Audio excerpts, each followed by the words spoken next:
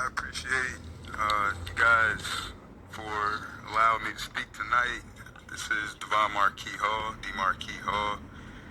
with a important message from the community that I believe you all should serve and appreciate, love, and do everything that you can to provide safety and protection for, even if the state fails, especially if the state fails to do that. And I sent an email out to the city council president and to council that you should have all received.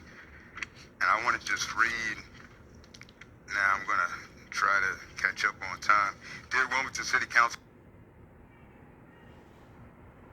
President Ernest Trippy Congo II, council members and council staff, I am writing to request a public discussion between DMarquehall Secretary Shawn Garvin, Noramco COO Lee Karras, and the community about 7 Delaware Admin Code 1102 natural minor permit application for Noramco Inc. to install a new vacuum pump and manufacture 2 new products at their 500 Swedes Landing Road location in City Council District 4.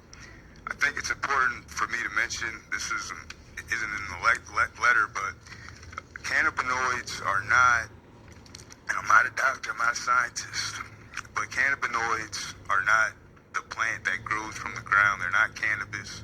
They're artificial pills that are made with chemicals that kill, with carcinogens. These pills are dangerous. They should not be manufactured around where people live.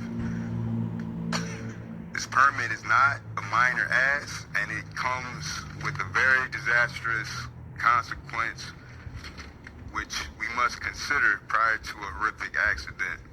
This facility is headquartered on Wilmington's east side. Noramco is a mass producer of controlled substances. It sells Schedule 1 and 2 narcotics and opioids like Percocet to the pharmaceutical industry. It makes the active ingredients. So basically, they cook up the powder that becomes the pill that kills. One of the chemicals that Noramco is seeking to emit is called methylene chloride, and several other cancer and respiratory damaging chemicals to make artificial cannabinoids and painkillers. As I said, cannabinoids are not naturally growing plants. They are artificial drugs made from cancerous chemicals that pollute the environment where they are manufactured. What happens to the waste separated by the vacuum pump? Where does that go? Do they bury it? Do they put it in the water? Where does it go? In August, DMarquehall proposed a notice that the drug companies submitted the permit application to install a new vacuum pump and add a new production line for the manufacturing of these 2 new products. That vacuum pump isn't going to completely eliminate all the harmful chemicals. It's going to mitigate it. And what happens when that vacuum pump malfunctions or the electric goes out?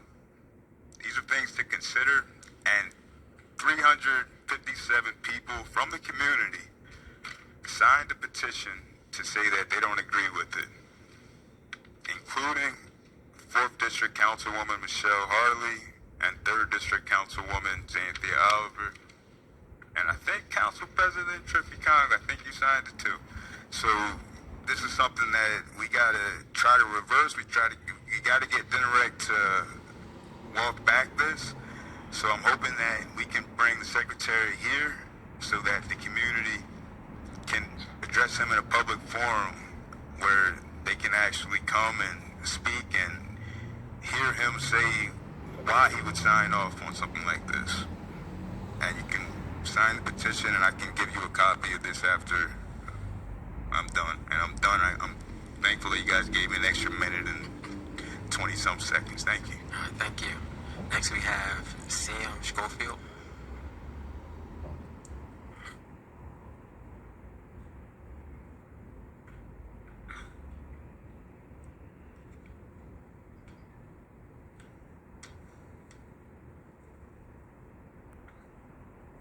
Hi, my name is Liam Schofield, and just want to piggyback off what Mr. Hall had said.